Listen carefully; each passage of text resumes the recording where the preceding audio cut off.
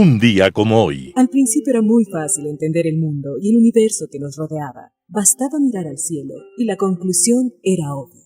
El Sol se movía alrededor de la Tierra, al igual que la Luna y todos los cuerpos celestes. La segunda conclusión aparecía también obvia. Éramos el centro del universo, y el Sol y todos los astros estaban allí para alumbrar nuestra humana vanidad. Pero el pensamiento hace milagros. Un sacerdote polaco llamado Nicolás Copérnico, hombre de misteriosa personalidad y variados estudios, enfrentó el universo aparente con la realidad de la matemática y se llevó la gran sorpresa. No éramos el centro de ningún universo, salvo de ese universo mentiroso que nos habíamos inventado. La verdad era mucho más simple y bella. La Tierra era apenas una pelotita de hierro y agua, girando alrededor del Sol en algún rincón sin importancia. Copérnico, el sacerdote, sabía cómo la Iglesia podía castigarlo si se atrevía a dar a conocer la noticia de su descubrimiento. Y dado que vivía sus últimos días, sin fuerza para soportar violencias, entregó el libro a un alumno suyo que decidió enfrentar la nueva verdad. El primer ejemplar de aquel libro, llamado De las revoluciones de los cuerpos celestes, le fue entregado a Copérnico en su lecho de muerte, y no pudo ser testigo de la tempestad desatada. La obra fue condenada por la Iglesia un día como hoy, 5 de marzo de 1616, cuando la declaró herética y mentirosa.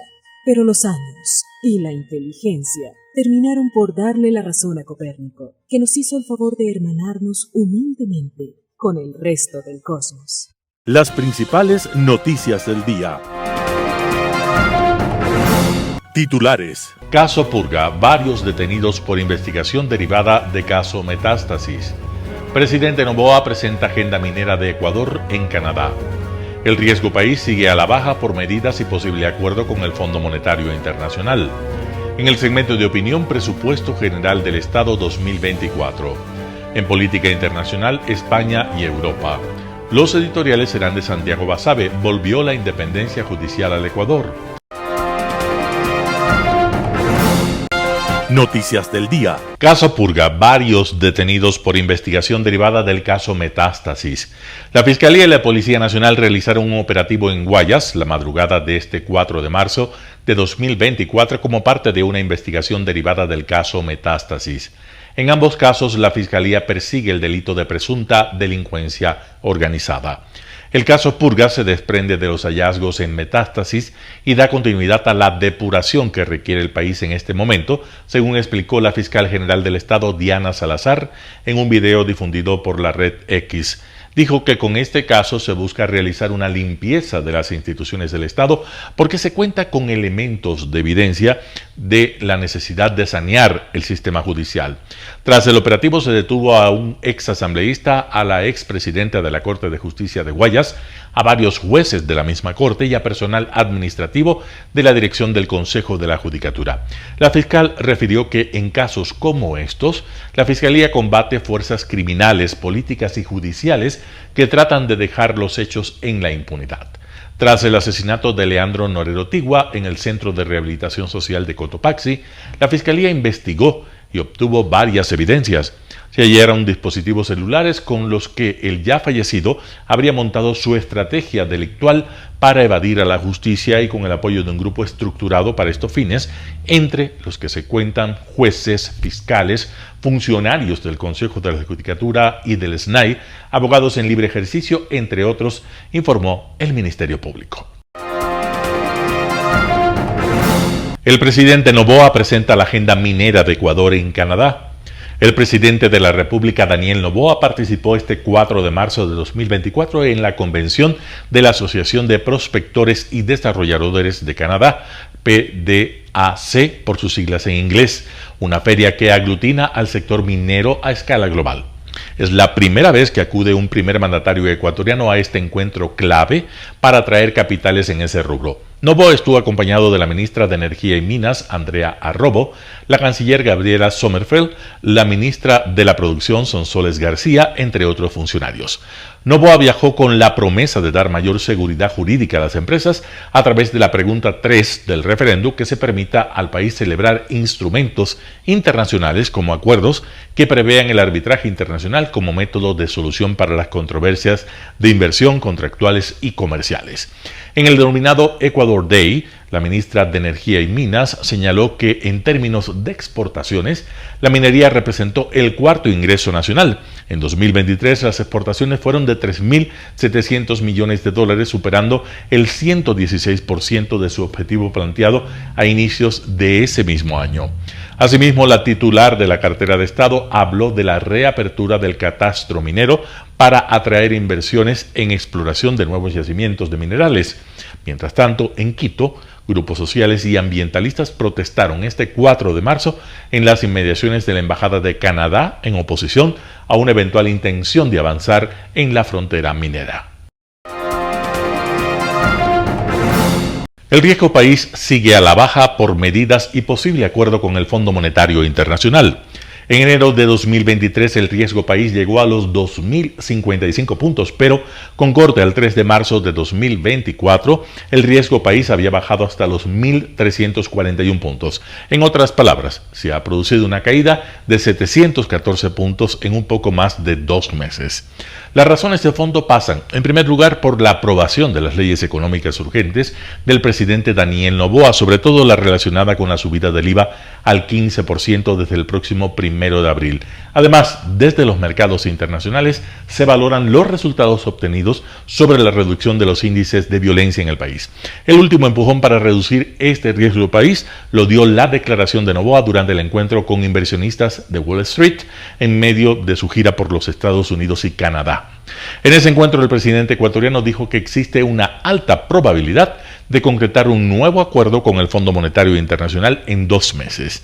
Esta declaración subió la cotización de los bonos de la deuda externa, aunque todavía los inversionistas ven un 80% de probabilidad de que Ecuador caiga en default en los próximos 5 años. A pesar de la mejora, el riesgo país de Ecuador sigue siendo 4 veces mayor que el de Colombia, que tiene 301 puntos, y casi 9 veces mayor que el de Perú, que tiene 156 puntos. Ecuador se ubica como la cuarta economía más riesgosa de la región, solo superada por Venezuela con 22.249 puntos, Bolivia con 1.789 puntos y Argentina con 1.625 puntos. Entrevista del día. Esteban Santos, analista internacional. Situación de Jorge Glass en la Embajada de México. Hay que revisar lo que han sido las relaciones diplomáticas de estos últimos tiempos con México, porque cuando estaba el expresidente ya Lasso, la intención del Ecuador era firmar un acuerdo de libre comercio. Este acuerdo no se llegó a dar porque México no dejó de lado 2 productos que, en palabras del exministro Julio José Prado, ya se lo había otorgado, que era el camarón y el banano. Productos muy importantes para el Ecuador. Para México no representan ni siquiera el 1% de sus exportaciones, pero este fue un tema político, en palabras del exministro, que si bien se había dado ya un beneplácito, luego se lo sacó de la mesa, y un tema diplomático que ya causó un primer roce. Bueno, el Ecuador no cuenta con un acuerdo de libre comercio con México y tampoco entramos a la Alianza del Pacífico. Después vinieron otra vez la remembranza de las personas que ya cuentan con esta protección. El ex canciller Patiño, que está en México y que tiene también orden de detención y captura, la ex asambleísta, la señora Rivadeneira, y en fin, muchos de sus coidearios, por eso es que uno decía, Jorge Glass de todos los lugares, claramente iba a ir a México. ¿En qué estamos ahora? Jurídicamente, Milton, yo estoy convencido de que esto nunca iba a tener buen puerto. O sea, México nunca iba a aceptar el que se viole, que se rompa lo que dice el artículo 22 de la Convención de Viena sobre la inviolabilidad del domicilio diplomático. Pero, ¿qué es lo que se estaba logrando? Jurídicamente, insisto, nada, políticamente mucho, porque México está entrando en una campaña electoral, porque a México le acaban de acusar al hermano del presidente Andrés Manuel López Obrador de recibir fajos de dinero a su nombre, y yo no estoy tan seguro que México, que el ejecutivo de AMLO quiera poner como tema para las elecciones el dar o no un asilo a una persona con todos los señalamientos como lo es del señor Glass. Bien, ahora, la acción del gobierno sería planificada. Primero, sabían que la respuesta iba a ser no. Entonces, diplomáticamente no sé si cabe lanzarse un fuego pirotécnico a ver qué sale. Segundo, lo que tú dices, políticamente puede sí resultar importante por dos cosas. Primero, lo que está pasando en México, hay una candidata además que está siendo acusada, la candidata Sheinbaum, de recibir fondos públicos para financiar su campaña electoral. Ya está en un desbarajuste el tema, ha habido protestas multitudinarias en la capital mexicana por este tema. Y segundo, aquí, hoy me decía el subsecretario, el viceministro de Gobierno, Esteban Torres, que además el gobierno tiene que dar una muestra de que está haciendo algo por este tema y que no se ha quedado ahí. Aparte, súmale que la ministra Palencia, que de hecho es un poco sensible porque la ministra Palencia tiene la doble nacionalidad, y la ministra Palencia está próxima a cumplir agenda en México. Entonces, yo, Milton, soy de los primeros que creen que en política nunca hay coincidencias. Entonces, calentar un poco motores en el sentido de subir el termómetro y que el termostato diga, esto es un tema más que presente, no está en la congeladora, y lo que queremos es causar una presión con muchos parlamentarios y asambleístas mexicanos que estoy seguro estarán del lado, opositores en este momento, que estarán del lado de la ministra Palencia, para presionar a que el ejecutivo de AMLO tome una decisión. Y jurídicamente, finalmente, ¿qué es lo que se tiene? Uno tiene la Convención de Caracas del 54 que le dice, Estado, si usted quiere, puede otorgar un asilo. Lo único que está expresamente prohibido, dice el artículo 3, si es que estamos hablando de delincuencia común, y ese es el caso. Ahora, lo último, y esto ha sido algo que tal vez el caso de la señora Duarte creó una suerte de jurisprudencia inexistente, digo porque lo que se ha dado es este nuevo calificativo, como dice su defensa técnica, que es completamente antijurídico, de huésped. Esa palabra, Milton, no existe ni en ninguna de las convenciones ni en ninguno de los tratados que ha firmado y ratificado el Ecuador y México. Entonces, se inventan una suerte de purgatorio para no pelearse con el Estado, pero tampoco para dejar de dar el respaldo a este coideario ideológico. ¿Hasta cuándo? Bueno, en el caso de la señora Duarte vimos, ¿no? 2 años y un poco más hasta que decidió, con contubernio de las autoridades diplomáticas argentinas, salir del país, lo cual en este caso sería un bochorno, sería terrible, y yo creo que sería causal de rompimiento de relaciones si es que el señor Glass aparece que ya no está ahí, y que más aún fue con contubernio de los diplomáticos mexicanos. Insisto, sería una locura el pensar en el costo que este señor tendría a cargo de cargarse pues las relaciones entre dos países amigos. Eso es lo que se espera. Víctor Hugo Villacrés, gerente del Metro de Quito, para hablar de los desafíos en la operación del metro de la ciudad. Y empezar diciendo que a partir del 1 de diciembre Quito tiene otra cara. Quito generó una ilusión movilizadora, una ilusión que se basa, digo yo, en 4 pilares. Primero, el orgullo de sentirse quiteño con el sistema de electromovilidad que hoy por hoy sigue siendo el más moderno de América Latina. Después de eso, la mejora en productividad que la gente sintió, es decir, ese potencial de una ciudad que tiene ya uno de los valores de agregados brutos más altos si lo compara con los otros 221 cantones, o 220 cantones, con Quito los 221 cantones. Entonces, también el dinamismo aún mayor de la economía que se sintió en el mes de diciembre, el ahorro de tiempo para la gente. Eso creo que es fundamental, ¿no? Porque había gente que durante muchos años ha tenido que, perdón el término, jalarse 2:30, 3 horas, ¿verdad? Para llegar a su lugar de destino, y que ahora eso se le facilitó en 35 minutos. Eso no tiene precio. Por supuesto, nosotros tenemos relatos de gente, sobre todo que vivía, por ejemplo, por Solanda, que vivía por Quitumbe, y le dice, yo tenía que ir a Universidad Central, una niña que estudiaba Derecho, nos hacíamos 1:30, ahora me hago 19 minutos. Entonces, claro, eso no tiene precio. Y finalmente le decía el cuarto pilar, la reducción de emisiones. Entonces, Quito pasó a ser de esas capitales modernas de América Latina que tienen un metro.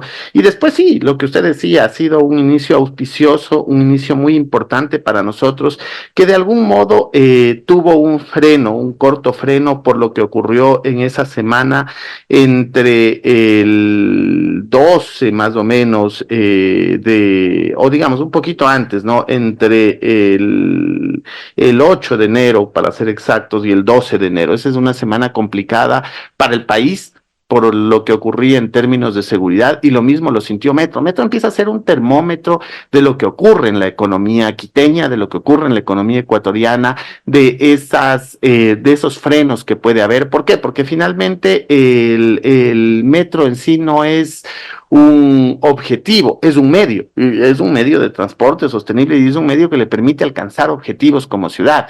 Entonces, en ese contexto uno pudo observar, por ejemplo, la demanda más corta que hemos tenido de viajes en los primeros 90 días en los que hemos alcanzado, valga decir, 12 millones de viajes, 12 millones de ilusiones que se han movido, pero el día 10 de enero registramos la menor demanda de todos estos primeros 90 días. ¿Cuántos viajes hubo? 53,000 viajes. Y como yo le decía, por ejemplo, el viernes anterior, que estábamos iniciando mes, viernes 1 de marzo, 164,000 viajes. Entonces, ya la gente podrá hacer la diferencia. Y claro, esto también, de algún modo, ha trastocado las estadísticas. Nosotros estamos con un promedio de viajes en total de los primeros 90 días de 134,000 viajes. Pero claro, uno analiza y dice, a ver, diciembre tuve un promedio de 143,000, enero tuve un promedio de 124,000 y para febrero nos recuperamos a 136,000.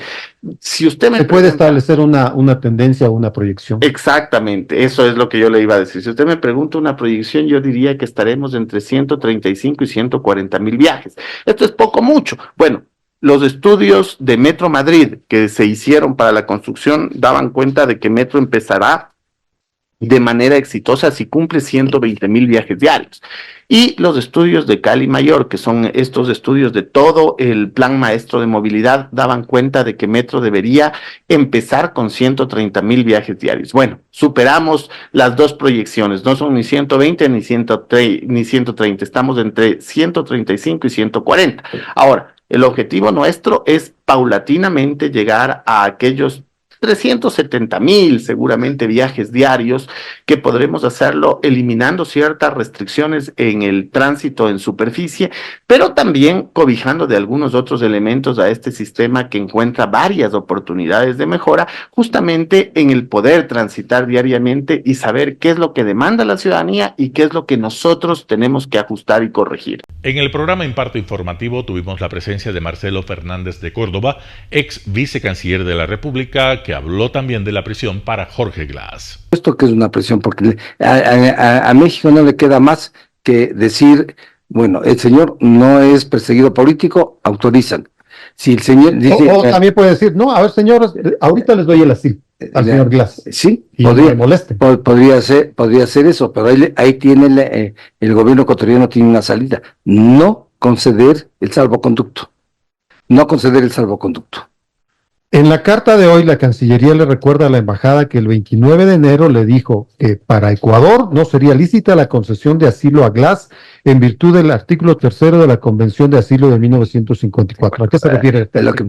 A los delitos políticos. Ajá. Es muy clara la convención, es absolutamente clara la convención, dice, no procede en los delitos, De orden penal. De común. Y es más, ¿qué es lo que procede dentro de la convención? Dice, bueno, si se diera el caso de que ingrese alguien en estas circunstancias con acusaciones penales, con acusaciones de delitos comunes, es obligación de la embajada respectiva invitarle a salir.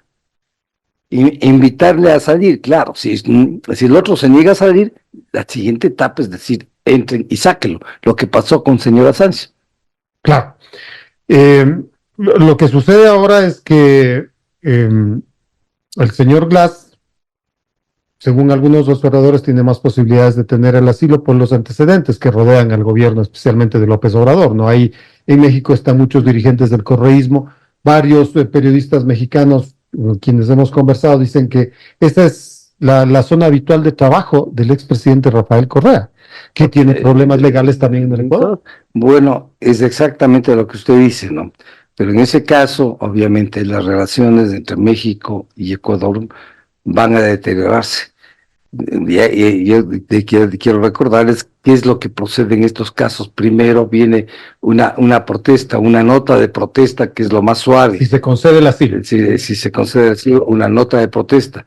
Ir en una escala más alta es retiro de embajador, retiro de embajadores, declarar al embajador, en este caso mexicano, como persona no grata acá, que haría lo mismo México con el nuestro. Que haría lo mismo con el nuestro, federal. o retirar nosotros del embajador en México, que en México también nos aplicaría la reciprocidad, y quedar las embajadas en manos de encargados de negocios. Pero aquí lo más importante es que si es que el Ecuador no está de acuerdo con el eventual asilo a Jorge Glass, no le concede el salvoconducto para que vaya desde la embajada hasta el aeropuerto Mariscal Sucre. Claro, entonces Glass se puede quedar ahí por las calentas griegas. Para eternas memorias, como se dice, ¿no? Claro. Podría quedarse ahí. Y ahí sí se parece al caso de Assange. Verá, si hay un caso histórico,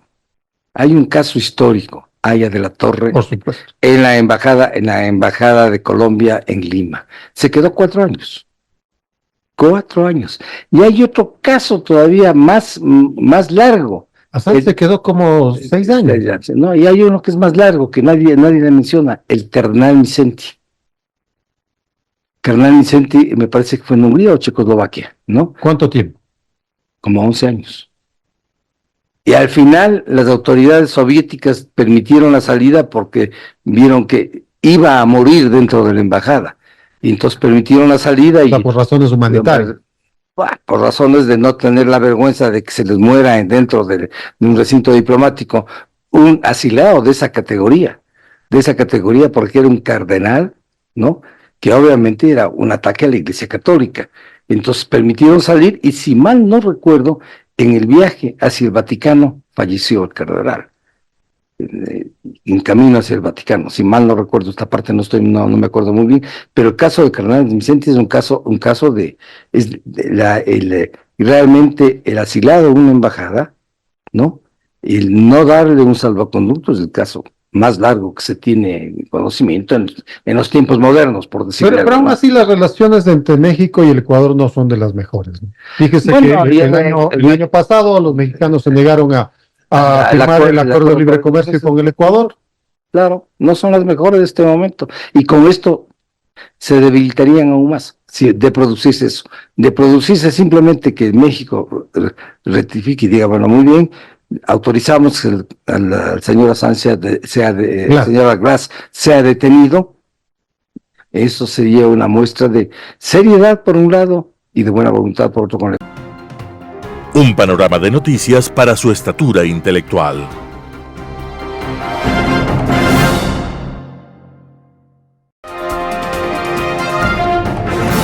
Opinión. Estimados amigos y amigas, gracias por estar con nosotros en este programa de Telesucesos. Amigos y amigas, vamos a hacer hoy un comentario sobre un tema importante que está siendo analizado por la Asamblea Nacional, la proforma del presupuesto general del Estado enviado por el presidente de la República y que la comisión correspondiente en la Asamblea está analizando y tiene 30 días para sus conclusiones y hacer sugerencias, etcétera, al gobierno nacional sobre esa materia. ¿Cuáles son los supuestos, algunos de los supuestos que formula el gobierno en materia de presupuestaria para poder calcular la estimación de ciertos impuestos como recaudaciones tributarias, impuesto a la renta, impuesto a las ventas, que es el IVA, etcétera, etcétera? Primero hay el crecimiento de la economía ecuatoriana.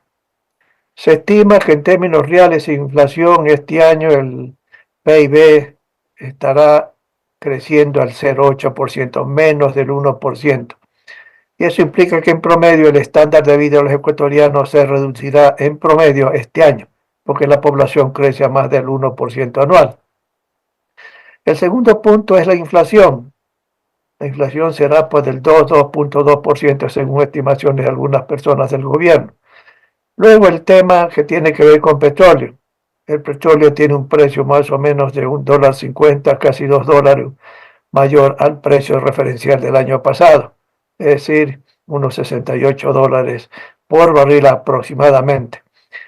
Y la producción petrolera, lamentablemente, según las estimaciones del gobierno, no llegarán pues a 490.000 barriles diarios, sino mucho menos. Eso implica sencillamente una serie de efectos para la entrada de ingresos al país y a Petroecuador y al gobierno. Pero estos supuestos, y hay otros, suenan razonables. No es razonable, naturalmente, no producir 500.000 barriles, pero ese es otro tema que trataremos en alguna oportunidad en el futuro. Nuestros supuestos sobre el crecimiento, etcétera, inflación, yo creo que son razonables, ¿sí? Ahora, el punto es cuántos son los gastos totales y los ingresos, incorporando todo lo que tiene que ver con amortización de deuda pública interna, externa, etcétera. 35.000 millones de dólares. Según la proforma, hay un aumento de los ingresos de unos sin deuda de 5.000 millones de dólares. Y sin considerar, porque no se podía considerar en la proforma, digamos, la última reforma tributaria, el aumento de los impuestos del IVA, etcétera, porque eso entra en vigencia dentro de pocos días. De tal manera que el comentario fundamental es en términos de la proforma, el contenido de la proforma. Son 5.000 millones, mientras que los gastos crecen en 4.000 millones. Ahora bien, ¿cómo crecen los 5.000 millones? Y aquí hay varias preocupaciones, porque digamos aumentan un poco las recaudaciones tributarias, no tanto porque genuinamente se cobran más impuestos porque la economía crece más o porque aumentan las tasas de impuestos, sino sencillamente, ¿por qué? Porque hay una autorretención del impuesto a la renta a los bancos, a las cooperativas de ahorro y crédito y a las grandes y medianas empresas. Y eso es una fuente de financiamiento técnicamente y no realmente un aumento de la recaudación. Y eso más o menos suman como 1.000 millones de dólares en la estimación del presupuesto general del Estado presentado a la Asamblea Nacional. Luego también existe otro tema, que es la venta del Banco del Pacífico. Naturalmente ya en el pasado se ha intentado hacer lo mismo, sin embargo no ha habido suficiente interés a nivel internacional para vender ese banco. Ese banco es del Estado, pero tiene una administración eminentemente privada y está sólido financieramente, bien capitalizado. El patrimonio, si mal no recuerdo, es alrededor de 900 millones de dólares y la venta de ese banco no puede dar pues 900 ni menos de 900 como alguien quiso ofertar. Entonces, se asume que el gobierno va a hacer un esfuerzo más intenso por vender, pero no es seguro si el pasado, es que en el pasado no se pudo vender por una serie de razones. Una de ellas es la incertidumbre sobre lo que va a pasar en el Ecuador en el futuro. Imagínense lo que es para un inversionista extranjero que mañana venga al Ecuador, compre el Banco del Pacífico y dice, bueno, el Banco del Pacífico está bien, su salud financiera está muy bien, sencillamente hay buen patrimonio, etcétera, y se tiene una rentabilidad del 12-13% sobre el patrimonio. Qué bien, pero el día de mañana resulta que el aumento de los impuestos, como es en la proforma que consta, pues, la retención automática, que ya no es el 25, sino mucho más, o por una sola vez, o en forma permanente. Entonces eso crea incertidumbre para que alguien del extranjero quiera venir al Ecuador. Pero en todo caso, ese es el supuesto, que vamos a vender. Si eso no es posible, el déficit de 4.800 millones que programan sencillamente será muy superior. Entonces hay algunas, yo diría, unas sobreestimaciones de ingresos. Pero bueno, asumamos que todo lo que está en la proforma como estimación de ingresos fuera real. Asumamos. Luego, ¿qué pasa en los gastos? Bueno, en los gastos pasa lo siguiente. Primero, que aumentan los intereses de pago de la deuda pública interna y externa. Y eso es real porque la deuda pública está creciendo y va a seguir creciendo, amigos. Y eso implica pues mayor monto de intereses, ¿sí? Entonces, por eso el gasto crece en esa materia y no en forma insignificante, sino en forma importante. Pero aparte de eso, hay la asignación de recursos al Seguro Social ecuatoriano, tanto para cubrir el sistema de pensiones y el 40% que está obligado en forma legal el gobierno ecuatoriano, igual que lo que es el seguro de salud administrado por el Seguro Social ecuatoriano, que tiene la obligación el gobierno de pagar, especialmente por enfermedades crónicas, etcétera. Pero en la forma presupuestaria, en lo que te respecta al 40% que es para financiar el sistema de pensiones, sencillamente le restan 1.000 millones que reclama el Seguro Social. El Seguro Social ecuatoriano le dice al ministro de Finanzas, en la proforma me ha puesto un monto por 40% mucho menor de lo que yo tengo como información. Yo, Seguro Social, tengo toda la información sobre esta materia, que tú no lo compartas, ministro de Finanzas, pero esta es la verdad. Entonces, como no van a pagar la totalidad, y eso es lo que permite también que el déficit sea 4.800 millones, porque si le pusieran todo lo que estima el Seguro Social, 1.000 millones más, el déficit no sería 4.800 programados, sino 5.800. En todo caso, es el mensaje que se está dando por parte del gobierno en la proforma con respecto al Seguro Social, es desinviertan para cubrir la diferencia que yo no puedo pagar. Y eso sencillamente es negativo porque es seguir cometiendo el mismo error del pasado. ¿Cuántas son las reservas que tiene el Seguro Social hacia el futuro? Si mal no recuerdo, cerca de 6.000 millones de dólares, pero ya está desinvirtiendo desde el pasado 500 millones, 600 millones en un año, y esas reservas líquidas se van consumiendo. Pero el gobierno, a su vez, sencillamente parece ser que no logra entender que hay que hacer una reforma básica, fundamental, al sistema de pensión y sistema de seguridad social. Pero en todo caso, amigos, aquí yo creo que hay una subestimación del gasto. Por otra parte, permítame decirle que lo que es sueldo y salario en la proforma están como en 10.300 millones de dólares. Y mi amigo, sencillamente hay que hacer algo para controlar y evitar que ese tipo de gastos siga creciendo en el futuro.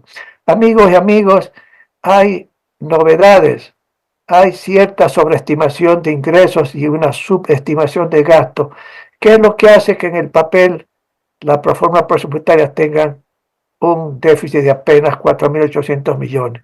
Veamos los aumentos de los impuestos que entran en vigencia en pocos días para ver cómo se tapa el gasto adicional por seguridad y otros motivos. Gracias, amigos. Estaremos viéndonos la próxima semana. Global Hoy con Alan Catey. España y Europa. Siempre se habló en Europa de que el límite de esta se situaba en los Pirineos, quedando fuera de su idea y concepción más o menos unitaria, la península ibérica, al haber permanecido por medio milenio y algo más, sometida en gran parte a la dominación musulmana, por más que ésta no haya sido completa en el territorio. A pesar de la reconquista que en 1492, el año milagroso de la historia española, en el que se conquista Granada y con ella el último reducto del espacio islámico del siglo VII que quedaba en España, y también el año del descubrimiento de América, el Nuevo Mundo, donde España construirá un imperio del cual obtendrá una riqueza que catapulta al país a nivel de gran potencia en Europa, al unir la corona española a los Habsburgos, la casa del imperio austríaco, una unión que las vuelve el actor dominante de la historia europea durante los siguientes 100 años o más.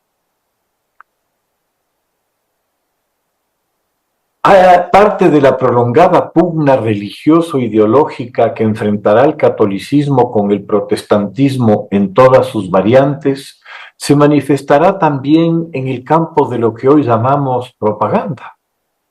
Herramienta de esta sería el desconocer el carácter europeo de España, ubicándola sea como una extensión del África y del Islam, o dejándola en un limbo indefinido, dados los intereses por la expansión española en el Magreb como paso lógico tras la reconquista de Granada, y que se traduce en los éxitos que obtiene España desde Melilla hasta la toma de Orán.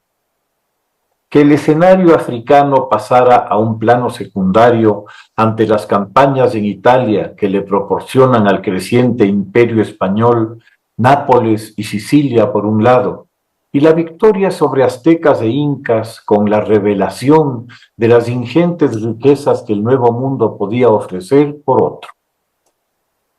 El que ya en pleno siglo XX fuera desde África, desde donde vendrán las fuerzas nacionalistas con Franco a la cabeza durante la Guerra Civil en 1936, para enfrentarse y finalmente derrotar a la República Española, dando origen a una dictadura que durará más de 30 años, tuvo el efecto de reforzar esa idea de un carácter no totalmente europeo de España.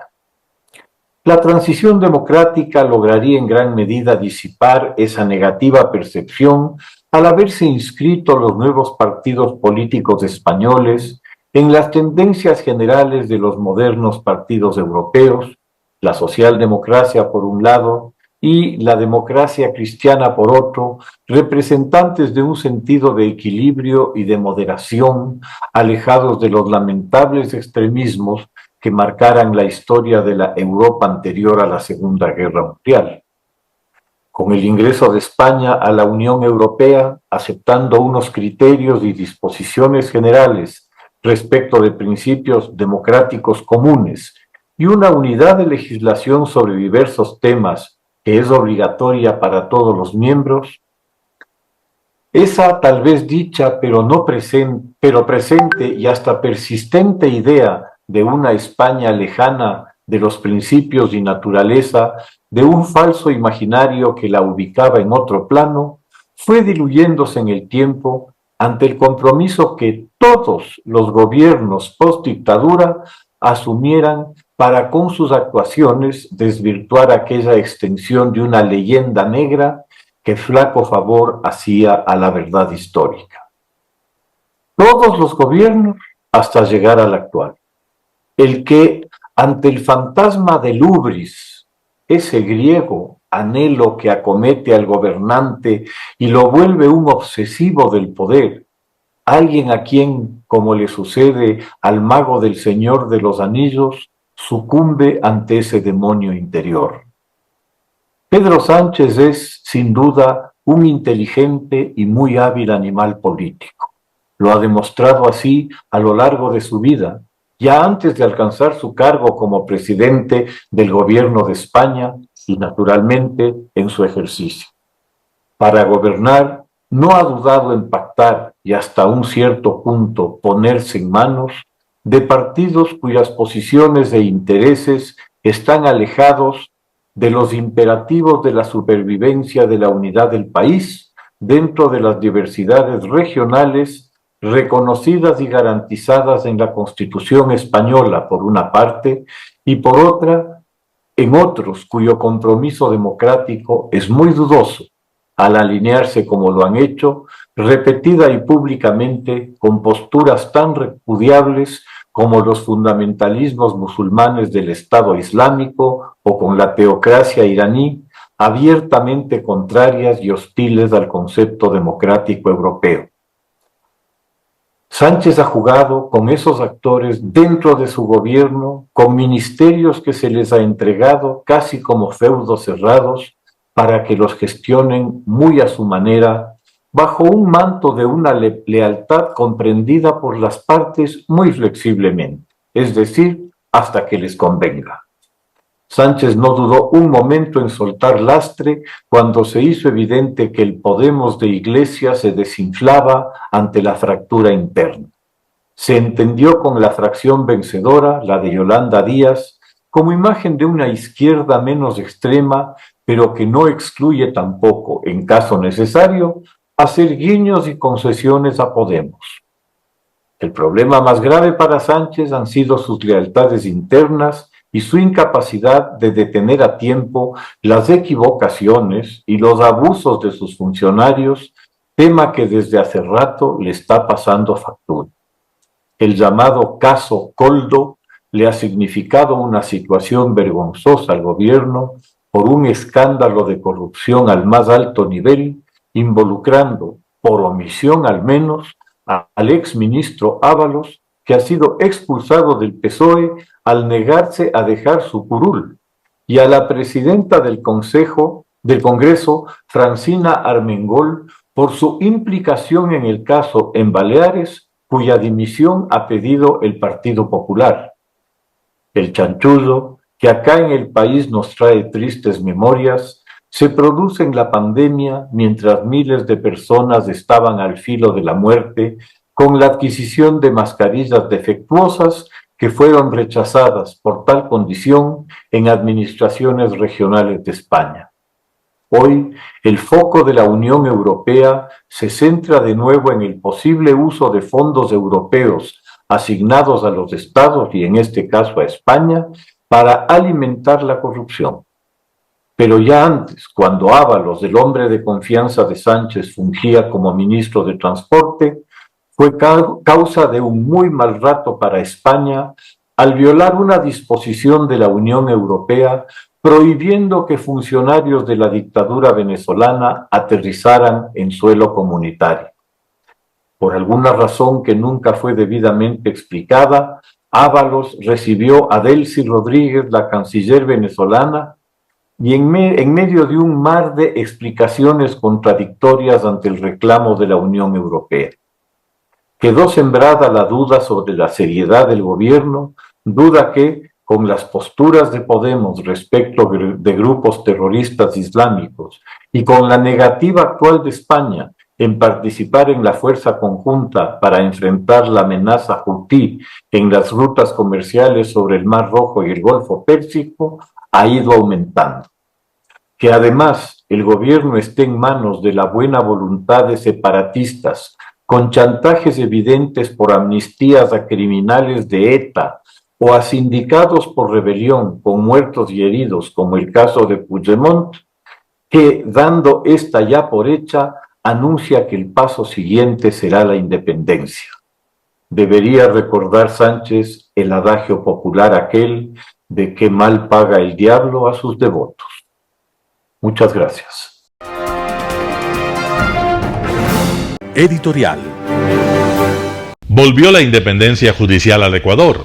Santiago Basabe, primicias. La independencia judicial en Ecuador no estaba muerta, andaba de parranda, como dice la canción. El retorno se dio hace un par de días, cuando, consciente y rigurosa como es la Asamblea Nacional, encontró que el remedio estaba en la destitución de un vocal del Consejo de la Judicatura. Fuera Murillo, bienvenida a la autonomía del Poder Judicial. Bienvenida también la calidad en las decisiones de los jueces, una reverencia adicional a la agilidad en el despacho de las causas que ya está en marcha. Es que Murillo, en el Consejo de la Judicatura, era el referente de todo lo negativo. Sin Murillo, en el Consejo de la Judicatura vendrá ahora todo lo positivo. Afortunadamente para el país, la justicia ha llegado. ¡Qué alivio, qué satisfacción! ¿Cómo no se van a justificar los abrazos, los besos, las sonrisas que engalanaron a la inmensa mayoría de los respetables asambleístas? Desembarazar al país de un ser cuasi demoníaco como Murillo no solo merece la algarabía tras su salida, debe ser motivo de orgullo nacional. ¡Qué bueno! Pero, adicionalmente, Murillo es digno objeto de estudio de cualquier interesado en las ciencias sociales. Desde luego que sí. ¿Cómo no va a ser relevante analizar a una persona que en poco más de 4 años fue capaz de destruir la pulcra, íntegra e independiente justicia que tenía antes el Ecuador? Es que a Murillo solo le bastó llegar al Consejo de la Judicatura para, desde su espacio, manejar a su antojo a sus 4 colegas de despacho, a la Corte Nacional de Justicia y a los jueces del país en general. Sin un pasado político partidista conocido, sin haber ostentado cargos de elección popular, Murillo fue capaz de armar todo un escenario de horror, vergüenza y descrédito del Poder Judicial, otrora respetable y acreedor de la absoluta confianza de la ciudadanía. En realidad, la Asamblea Nacional se ha quedado corta con la destitución. Para casos como estos deberíamos tener, por esta única ocasión, la posibilidad de los juicios penales sumarísimos y la cadena perpetua o la pena de muerte como sanción. Nadie podría estar en contra. Pero como el equinoccial país es bendecido por las alturas y las bajuras, en pocos días llegará el reemplazo de Murillo y ahí sí, con absoluta seguridad, la tranquilidad estará entre nosotros y el paraíso en el que vivíamos hasta 2019 volverá. Afortunadamente no hay problemas estructurales ni de fondo en la justicia nacional. Acá el problema era Murillo. A nadie le queda duda que la Asamblea Nacional designará a alguien que sí sea digno representante de la justicia en el país. Murillo, ¿cuánto daño nos has causado? Menos mal, nadie se acuerda de quién te designó, que fue la propia Asamblea Nacional que ahora te echa. Mejor, quienes te designaron en el 2019 fueron los mismos que ahora te dejan de lado. ¿Se habrán equivocado? Errar es de humanos. ¿Quién iba a creer que en tan poco tiempo Murillo acabaría apropiado del Poder Judicial del país? Antes se decía que los de Guayabera eran los dueños de la justicia. Bueno, eso era antes. Entre el 2019 y febrero del 2024, Murillo solito se puso al hombro el control de todo lo que olía a proceso judicial. Pero bueno, no hay que hacer apología del mal, y menos de la captura de una acrisolada justicia como fue la nuestra. Así razona nuestra Asamblea Nacional y así nos comemos el cuento los ecuatorianos. Asumimos que los grandes problemas del país tienen en las personas a sus responsables directos. Nos negamos a ver que hay una serie de problemas que están detrás, que son estructurales y que sin un cambio en esas bases, los débiles desempeños de nuestra democracia van a seguir deteriorándose. Fácilmente se puede cambiar el nombre del ex vocal Murillo por cualquier otro y la lamentable situación institucional del país no va a variar. En el plano judicial, por ejemplo, mientras no tengamos un riguroso proceso de selección de jueces y las facultades de derecho sigan entregando profesionales cada vez más mediocres, la dependencia de la justicia a la política no dejará de estar presente. Como siempre, asumimos que el problema está en la superficie y no en lo profundo. Preferimos la simple, cambiar personas para que todo siga igual o peor. No aprendemos. Santiago Basabe, Primicias. Noticias internacionales. SpaceX lanza una misión tripulada con 4 astronautas a la Estación Espacial Internacional. Dentro de este cohete, el Falcon de SpaceX, 4 astronautas se dirigen a la Estación Espacial Internacional. Allí pasarán 6 meses en el marco de una misión de la NASA. Tras el despegue, llegarán a su destino previsiblemente este martes. 3 de los astronautas son estadounidenses y el 4 es ruso. Una vez allí se van a encargar de supervisar la llegada de 2 nuevos cohetes a la Estación Espacial Internacional.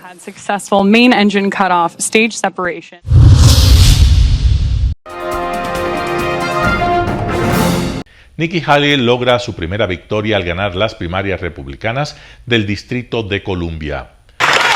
Nikki Haley gana las primarias republicanas en el Distrito de Columbia, en la que supone su primera victoria de la campaña, con la que interrumpe la racha ganadora del expresidente Trump, que ya no llegará invicto al supermartes, aunque sigue siendo el favorito.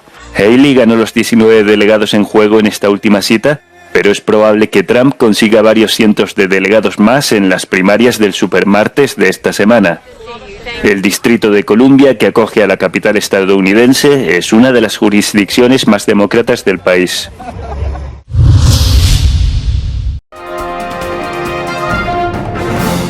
Moscú convoca al embajador alemán tras la filtración de un audio sobre el uso de misiles.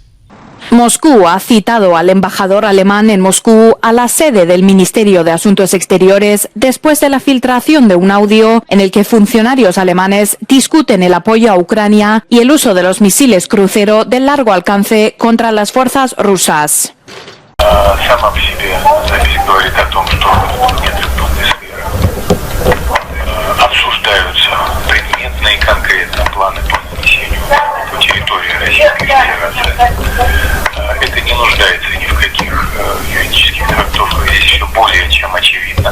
Sin embargo, el embajador alemán Alexander Graf Lambsdorff aseguró que no fue citado por el Kremlin, sino que acudió a una reunión para hablar sobre varias cuestiones bilaterales. La semana pasada, el canciller alemán aseguró que ningún soldado de la OTAN sería desplegado en Ucrania. Aún así, el audio ha provocado indignación entre los políticos alemanes.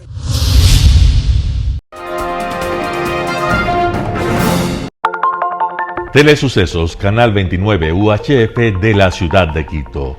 Un canal de televisión abierta, siempre inédito, para una audiencia especial. Somos cultura, educación, salud, opinión calificada, normas de vida. Y todas las tardes, de lunes a viernes, desde nuestros estudios en Arena Telesucesos, escenario propio destinado a promover el deporte. En tiempo real, usted y su familia, en su televisor, desde la comodidad de su hogar, disfrutarán de los partidos, eventos, campeonatos que realizamos diariamente de ecuavóley, básquet, box, lucha libre, cachascán, gimnasia, artes marciales, tenis de mesa, fútbol sala, transmisiones en vivo de los principales partidos de fútbol barrial y colegial. En fin, somos un canal inédito, inéditos en el deporte. Transmisiones de acción y conocimiento en el deporte. Espacio diario conducido por el arquitecto David López todas las tardes, de lunes a viernes, de 4 a 5 de la tarde. Siempre inéditos y distintos, siempre jóvenes. Personajes jóvenes de generaciones nuevas.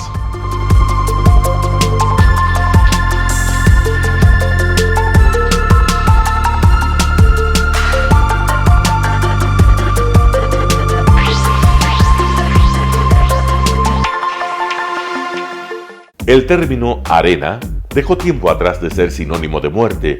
Hoy es un espacio de vida, de desarrollo de una de las actividades básicas del comportamiento humano, el deporte, que quizá, como ninguna, moviliza sentimientos y emociones, elimina como principio la violencia, intereses personales, trampas, desunión e intrigas. El deporte, con sus valores, solo deberá entregar mensajes de bien para mejorar las actuales estructuras sociales y políticas en deterioro en las que vive nuestro país. Hoy entregamos a nuestra audiencia de la ciudad de Quito deportes y en especial a la parroquia de Calderón, uno de los sectores populares de mayor desarrollo de la ciudad, con una población estimada en 1 millón de habitantes que están en contacto diario con el canal 29 UHF, presente con sus instalaciones deportivas en Llano Grande, su centro de gravedad. Telesucesos, desde nuestro estudio principal y en el de Arena Telesucesos, es el único medio de televisión que transmite de lunes a viernes 4 horas diarias de diversos eventos y novedades deportivas: el ecuavóley, básquet, tenis de mesa, halterofilia, taekwondo, esgrima, box, cachascán, gimnasia olímpica. Pueden ser observados en Canal 29 UHF y en todas las redes sociales en su televisión, sin ningún costo, desde la comodidad de su hogar, en nuestro canal y en las redes sociales. Arena Telesucesos es el escenario en donde el deporte tiene vida. Nuestros invitados y jugadores están en la cancha junto a usted y como nunca antes en la pantalla de su televisor, acercándole a un espectáculo inolvidable de luz, color y fiesta. Por fin usted encuentra el deporte que practica y que nunca es transmitido ni considerado por otros medios de comunicación con la importancia que nosotros le damos. El ecuavóley es el gran protagonista en una cancha con todos los estándares y comodidad para su práctica. Es el único deporte ecuatoriano con partida de nacimiento ecuatoriana. Somos inéditos, nos acercamos al deporte popular de nuestra gente que comparte nuestros esfuerzos. En Arena Telesucesos, aparte del atractivo de los eventos deportivos que transmitimos con nuestra señal a los televisores de su hogar, también entregamos muchos de los valores que encierra el deporte y en especial privilegiamos nuestra identidad nacional en el ecuavóley, jerarquizando su presencia como el deporte con partida de nacimiento en nuestro país. Telesucesos no solo entrega en su programación de deportes un espectáculo, sino que impulsa, privilegia y exige a quienes participan que sean parte de los valores y méritos que el deporte encierra: esfuerzo, superación, perseverancia, respeto, solidaridad, compañerismo, disciplina, puntualidad, sana competencia, honradez en la cancha y fuera de ella. La práctica deportiva siempre generará beneficios positivos para su cuerpo y entregará salud estable, pero refuerza además la identidad personal y premia siempre el éxito conseguido. Estamos entregando a nuestra ciudad con Arena Telesucesos un esfuerzo más de un medio que es fiel a su identidad y que a través de sus contenidos de salud, cultura, opinión calificada y ahora deportes, pretende difundir lo que, aparte del entretenimiento, requiere nuestra gente. Lo hasta ahora realizado está hecho con mucho esfuerzo, pasión y el entusiasmo de nuestra parte, de nuestros empleados, trabajadores y pequeños empresarios que creen en nuestras motivaciones. Hemos dado los primeros pasos para este proyecto que seguiremos haciéndolo gracias a ustedes. Telesucesos, siempre inédito, nuestro canal online a la vanguardia tecnológica, 24 horas de programación continua a través de Internet. Telesucesos Internacional. En el Ecuador y en el mundo, Telesucesos Internacional. ¿Cómo lo sintoniza? Ingresando a www.telesucesos.net. Telesucesos Internacional. Telesucesos, el canal de televisión siempre inédito. El noticiero Telesucesos es retransmitido de lunes a viernes a las 7 horas por Radio Planeta Sur 106.1 FM de la ciudad de Loja. Noticiero Telesucesos.